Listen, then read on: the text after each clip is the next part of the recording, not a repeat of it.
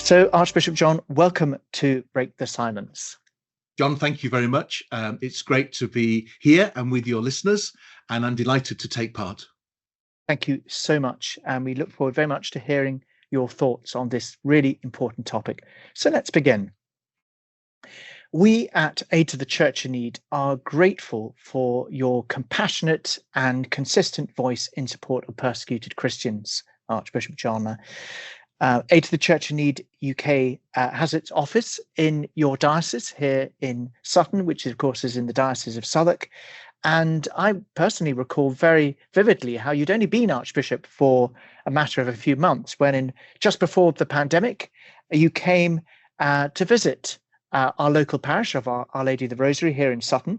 You celebrated Mass there. You came and visited our offices down the road in the High Street in Ben Hill Avenue.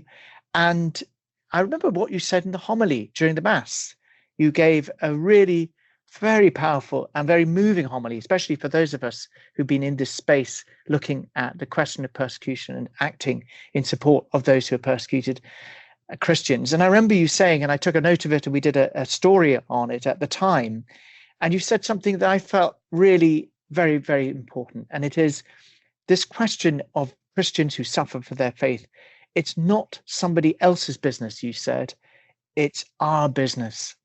Can you explain a little bit about what you meant by this, Archbishop John?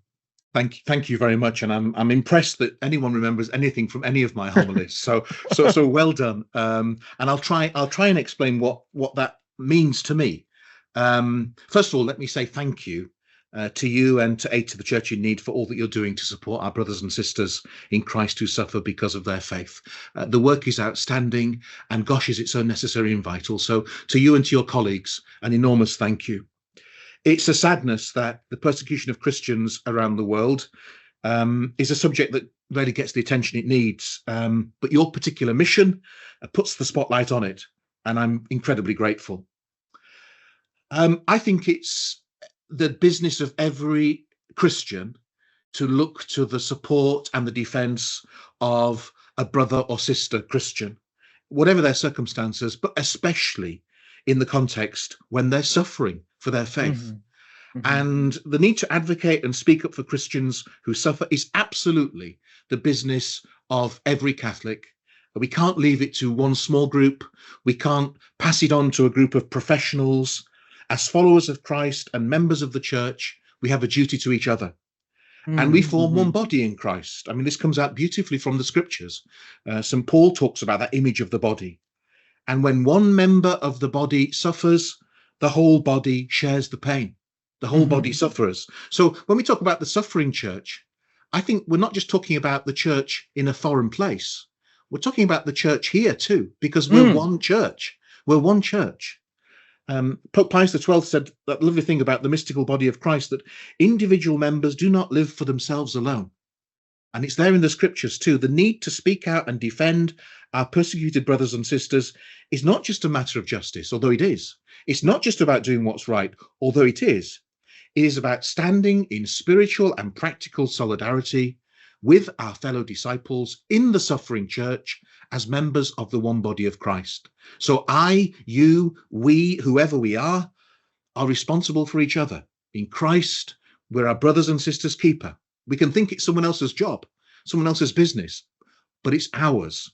We have a part to play, a necessary part, not least in praying for those in need, simply because they follow Christ. Yeah, beautifully put, if I may say, Archbishop John. And for those of us who've travelled to countries where Christians suffer for their faith, the thing that they so often say is, if you, as fellow Christians, as fellow Catholics, don't stand up for us, who will? Yeah. And their sense of sorrow that they don't get the support they need from international community, from governments around the world, is sometimes very sorely felt. Yeah. And that partnership in faith and in other ways, in terms of commitment of help, practical help, is a lifesaver. So what you're saying there is really, really reassuring. So thank you so much. The Pew Research Centre, which, as you may well be aware, is a very well-respected forum for research, based in the United States, of course, has consistently indicated that Christians suffer harassment and worse in more countries than any other faith group. And this was echoed by our Holy Father, who in January of last year gave a speech to the Vatican Diplomatic Corps in which he said that around the globe, one in seven Christians are persecuted for their faith. And my question that I wanted to put to you, if I may, is do you think the extent of persecution of Christians is recognized? And if not, why do you think this is the case? Thank you. It's such an important question. I'm not sure that I'm entirely fully qualified to answer it, but it won't stop me. So I will tell you what I think, because it does seem to me, and I can only speak personally, but it does seem to me that the persecution of Christians does not get consistent or extensive reporting through mainstream media. It just doesn't happen. It doesn't happen. The fact that this persecution is a daily reality for so many Christians is exactly why we have to do something. In fact, everything we can to raise awareness. We know that sadly churches continue to be burned and bombed, that Christians continue to be oppressed and imprisoned. We know that hundreds of millions of Christians are persecuted in one way or another. And I can't not remember that title that ACN gives to its report, Persecuted and Forgotten. And that has a question mark about those who suffer oppression as Christians and who suffer oppression because of a lack of religious freedom generally. Are Christians persecuted and forgotten? Question mark. Well, to some degree, the answer is yes, but to some degree also the answer is in our hands. That if they're persecuted and forgotten, other people may not want to do something about it, but we do. So, when we look at the harrowing stories, and when we meet people, as you say, from the suffering church, and we look at the statistics that are so terrible about the curtailing of religious freedom, they can make us feel helpless, but we're not helpless. I have a great fascination and devotion to St. Oscar Romero, and he's often called the voice for the voiceless. That's our mission in support of the suffering church. To critique injustice and to stand against oppression, and we do that from the perspective of our faith. Right. This is because what happens to the weakest and the poorest of my brothers and sisters happens to me in the body of Christ, and so we can't remain silent.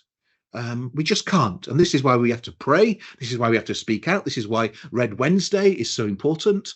This is why the promotion and advocacy work of ACN is so important, that we unite spiritually in solidarity to defend religious freedom as a fundamental expression of human dignity. Right.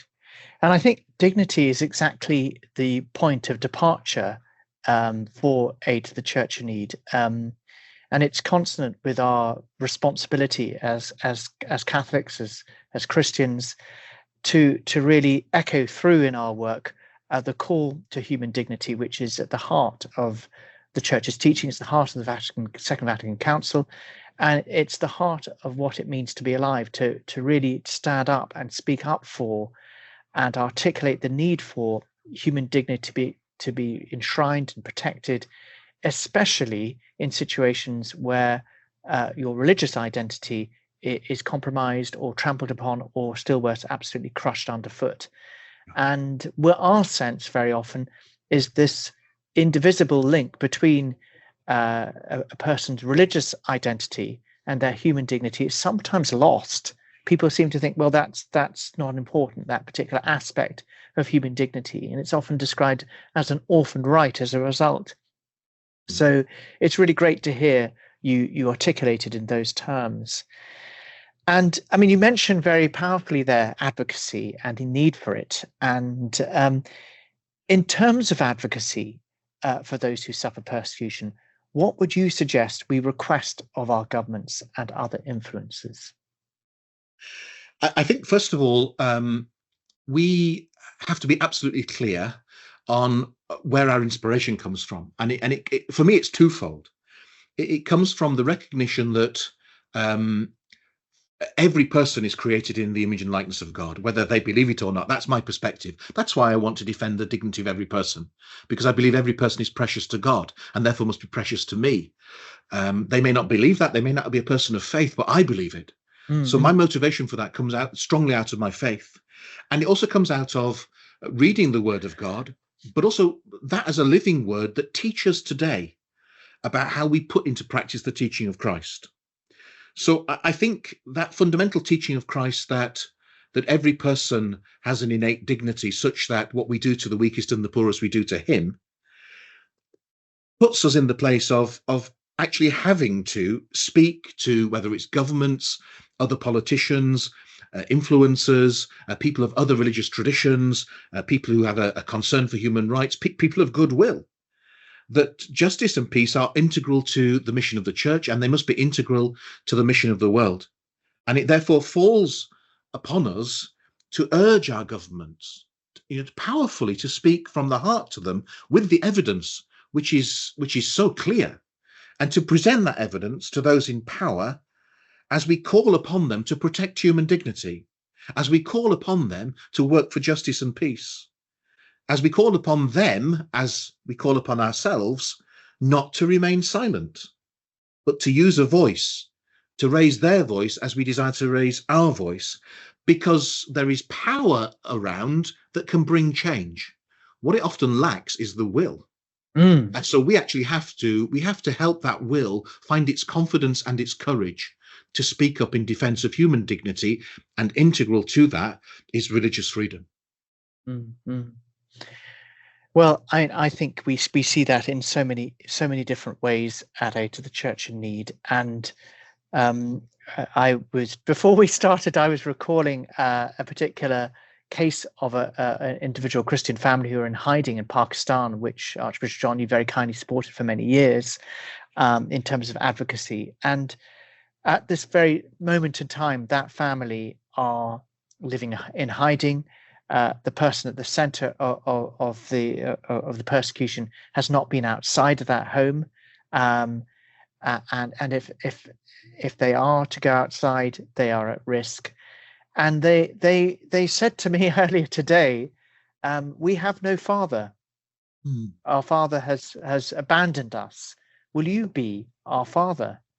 And the sense of abandonment means that each of us, in our individual ways, is connected, almost, in bonds of familial terms. And that's why this need which you articulate to speak up and not be silent is so critical, because I think those bonds of faith are so deep and so binding, and have such a powerful commitment that's placed on each of us. And so thank you for those words. I'm going to take you from Pakistan, as it were, to Nigeria with the next question, because I know you've been, in fact, when we last met, you said you were about to go to Nigeria. So you've recently been there, and we know that it's a country where persecution is rife. A National Director of Aid to the Church in Need UK, Caroline Hull, has recently been there just before you. And yet, in spite of that persecution, mass attendance, church commitment is really very high. And this is the case in so many of the countries where Aid to the Church in Need is active. And what I wanted to ask you was, reflecting on your time in Nigeria, what do you think we in this country have to learn from Christians persecuted for their faith? Thank you. It's a beautiful question. I'm very happy to speak about my wonderful visit to Nigeria. And I wrote a little message when I came back to the Archdiocese of Southwark to the Nigerian Catholics and those of Nigerian heritage in our diocese, just to kind of honor the wonderful experience I had there, and that experience which now is alive in our diocese too. I think for me, and I've known other people as well who've had experience of being persecuted for their faith. I knew some clergy in Rome when I was a seminarian, who lived through the challenging times in Romania. And I think it's incredible to me that sometimes people who face the greatest hardship have the most impressive and beautiful faith. And there's something about the power of the cross and the resurrection that they are in touch with in a way that those of us who are not challenged in that way aren't. It's as simple as that they live the cross and the resurrection. And there is no resurrection without the cross. And that belief in the power of the risen Lord to have the victory is actually at the core of everything they are. And so I was moved by the people I met in Nigeria, and I continue to be moved by people who, regardless of their circumstances, remain faithful. They trust Christ, they know him, and they love him, and they believe him, and above all else, they are faithful to him. And it strikes me that, in a sense, from the first moments of our church, from the first moments of Christianity, the story is one of persecution. And it has tragically peppered the history of the church. For as long as there have been followers of Christ, there have been people persecuted and martyred. That famous phrase of Tertullian about the blood of the martyrs is the seed of faith. Despite that persecution, despite those martyrdoms, the church flourishes. Why? Because Christ is alive. Christ cannot be martyred. He is risen. And therefore we are people of intrinsic and indefatigable, inextinguishable hope. And therefore it's our faith in Christ that unites us to his own suffering. And in his triumph over suffering, we get the strength to continue, not to lose hope, and to unite our own suffering to his, and in that to find the strength. And it does strike me. I celebrated Mass in a parish in Gwagwalada, on the outskirts of Abuja district, far away, and it was beautiful. The dancing, the music, yes, very lively, no doubt. incredibly beautiful. In challenged circumstances, and it just struck me how important the Eucharist is. And I know that there are people who risk their lives, maybe not in Nigeria where I was, but in maybe other parts, certainly other parts of the world. There are people who risk their lives to attend the Eucharist and to receive the Lord. And why do they do that? Because they know they receive in the Eucharist Christ himself. They come close to him such that he nourishes and feeds them, he consoles them, he strengthens them. And the Lord's presence in the Eucharist is the most categorical sign that we are not alone, that we are not abandoned, that he is with us. I remember Archbishop Antoine celebrating the Eucharist in prison, in his hand, with a tiny drop of wine and a small piece of bread. And that presence of Christ amongst us and with us, nourishing us, I think is such a powerful consolation that people literally are willing to lay down their life for it. And it makes part of the work of ACN in providing formation for priests in challenging places so that the Eucharist can be celebrated even more essential. It is the Eucharist that builds the church and makes the church, not least the suffering church.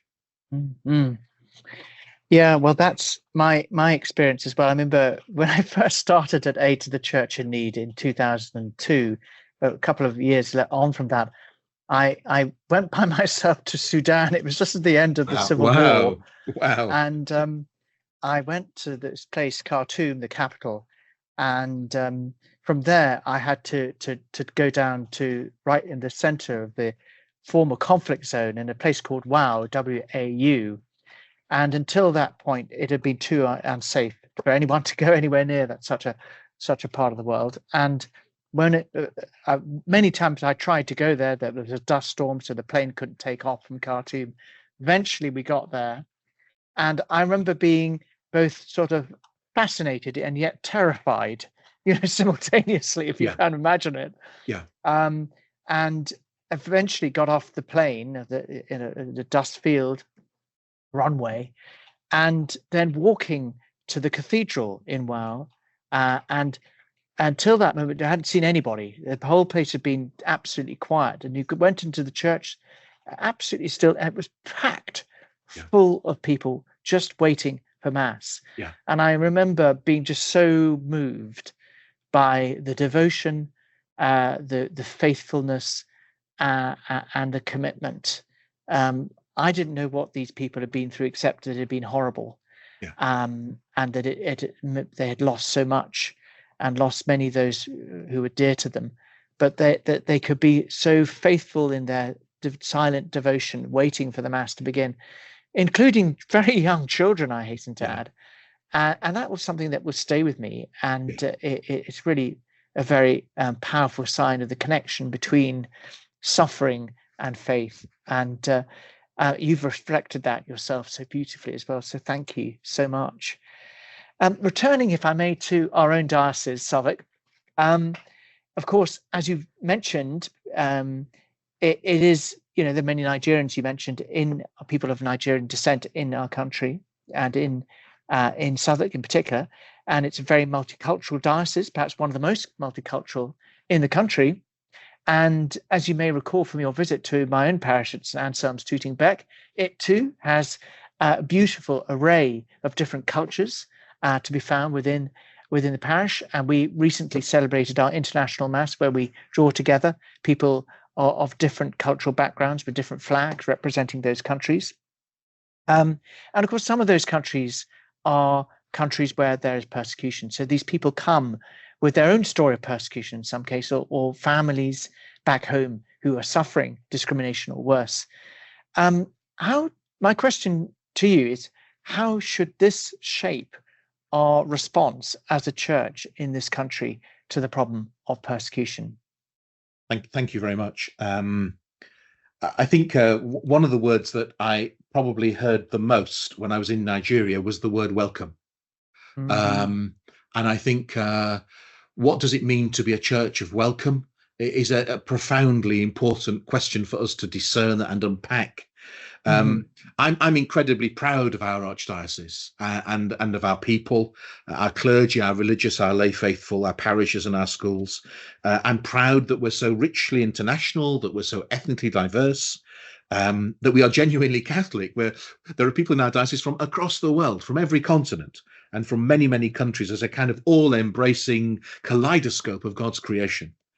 And as you say, some of those people come from countries where there is persecution, and some of them have friends and family who face enormous challenges.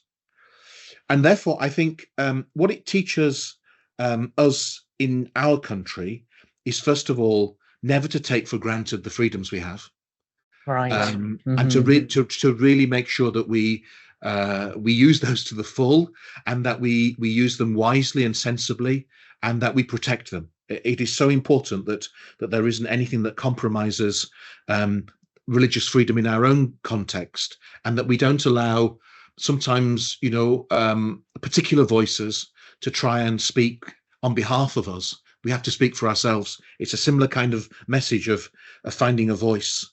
When it comes to persecution of Christians in the Suffering Church abroad, we, the Suffering Church in our diocese, in solidarity with them, really have to just be very, very practical about this. We have to pray, not just now and then, but continually, daily. We have to pray personally and in our liturgy. We have to celebrate the great diversity we have, but also in the context of that, recognize the challenge that many people face in their countries, and let that come forth in our diversity in our parishes. And let's hear witness firsthand. Let's hear people speak about their experience. That to me is so important.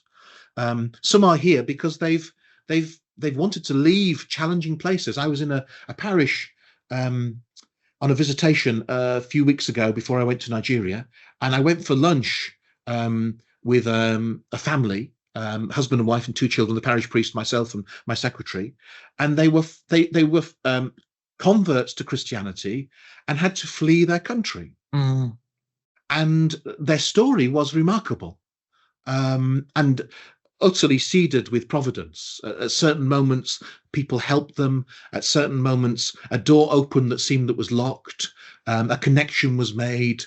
But they took an incredible step of faith to find security and safety, to live their faith. So we've got to be welcoming, at all levels, but particularly to people who have come here from a place of persecution. Romero had that lovely phrase when he said, that we, each of us in our own way, have to become microphones of God, microphones of the gospel. We have to speak and echo loudly the truths of our faith. And a powerful truth of our faith is welcome. A powerful truth of our faith is that we desire to secure and protect religious freedom in our country, and that we unite both of those things when we look to other countries, so that we can be a place of welcome for people who might need it, and that we can raise our microphone in defense of religious freedom against persecution in countries where at the moment people can pay for their faith with their life. That's very powerful testimony to that, to the importance of standing in solidarity. And as you say, this emphasis on welcome, which I think is so vital to the pastoral mission of our diocese, in which you've expressed so beautifully there. And indeed, you actually you've acted by example in that regard, because you very kindly opened the doors of the cathedral last November for our Red Wednesday. It was a really wonderful occasion, which was possible thanks to your kindness and generosity in hosting the 2023 Red Wednesday event and Mass, which was celebrated by our then new Apostolic Nuncio to Great Britain. And you were there. You very kindly concelebrated at the Mass and gave a welcome as well. And you were there as a survivor of persecution, a woman, a mother of 4, who lost an eye and both legs in a bomb blast targeting a church in Owo in southwest Nigeria, as she received her special Aid to the Church Need Courage to be Christian award and presented to her on our behalf by the Apostolic Nuncio. And she gave a very moving testimony, a beautiful, brief, and very powerful testimony to her faith in spite of all that she's been through. Why is it important, do you think, for us here in the UK to hear from people like Margaret? And what do you reckon we can learn from stories like hers?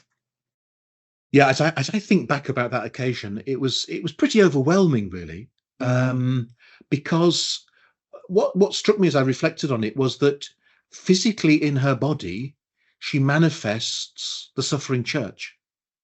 She physically carries the wounds of the suffering church.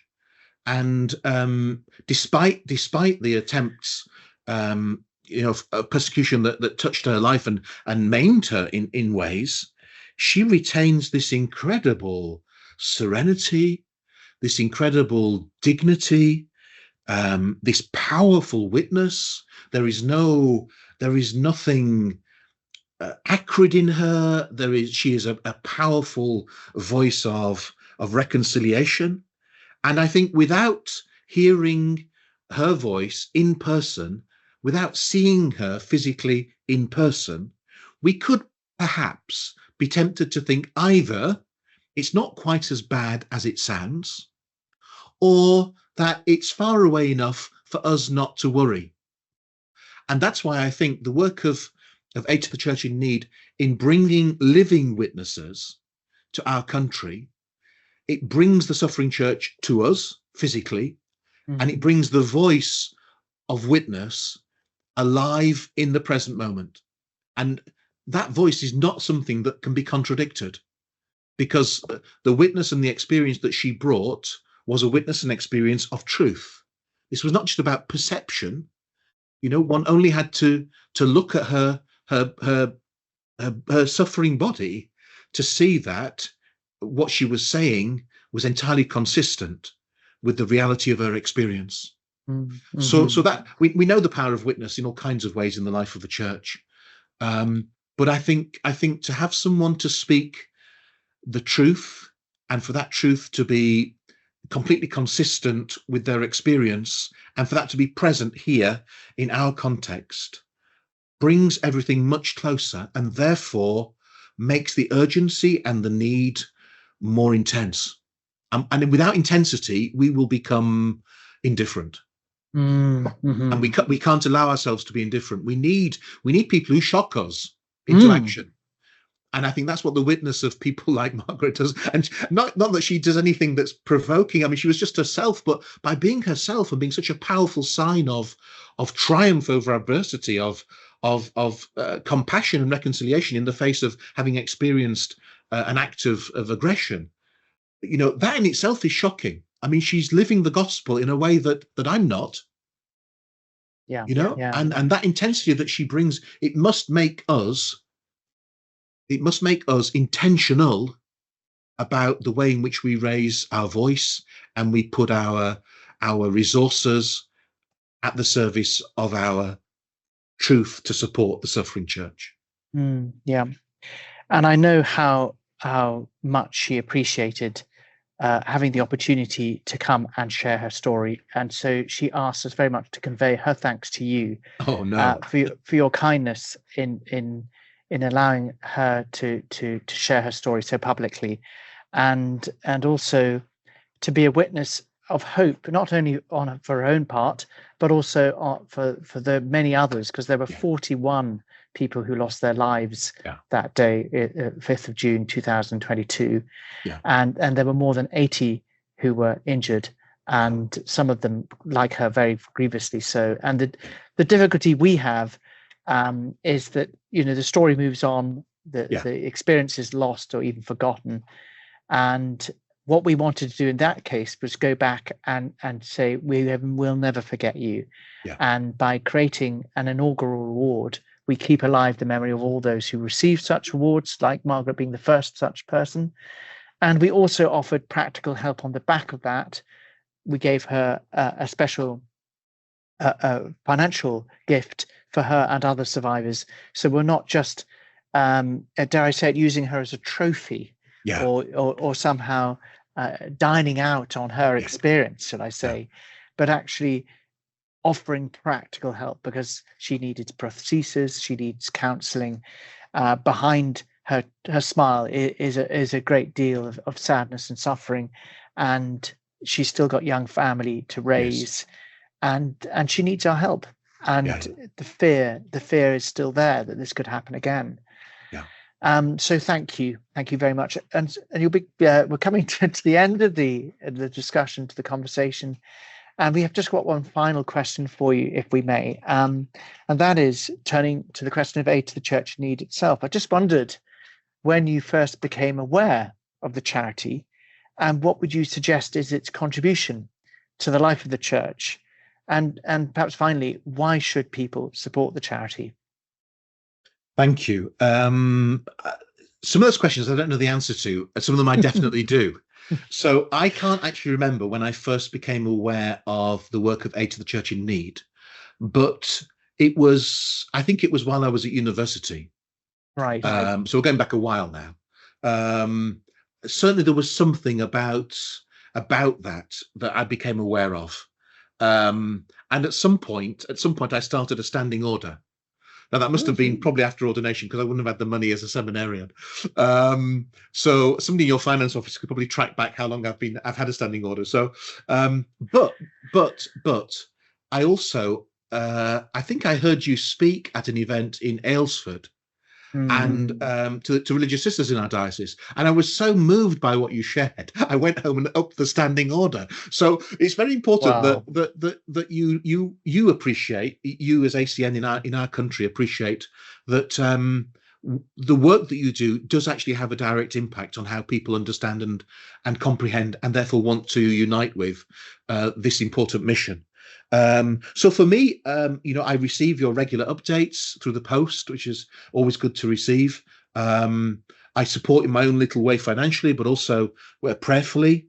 I think Pope Francis has said on maybe a couple of occasions at least, how poignant it is that the contemporary church has more martyrs than the church of the early centuries. Yep. The persecution isn't just something from the Acts of the Apostles, or those first centuries when it was all new and people were a bit unsure. It's a living reality today, and it affects people that we know and that we love, and that's why we need to support the work of Aid to the Church in Need. And And that's why we need to answer the call to prayer and to solidarity with people who suffer by doing what we can. And what we can operate on many levels.